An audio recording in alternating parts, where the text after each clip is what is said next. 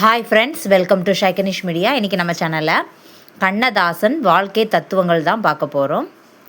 தர்மம் என்றும் சத்தியம் என்றும் நேர்மை என்றும் நியாயம் என்றும் சொல்லி வைத்த மூதாதையர்கள் முட்டாள்கள் அல்ல. கஷ்டத்திலும் நேர்மையாக இரு.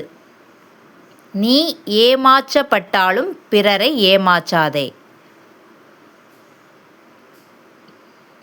உன் வாழ்நாளிலேயே அதன் பலனை காண்பாய். உன் வாழ்நாளிலேயே அதன் பலனை காண்பாய்.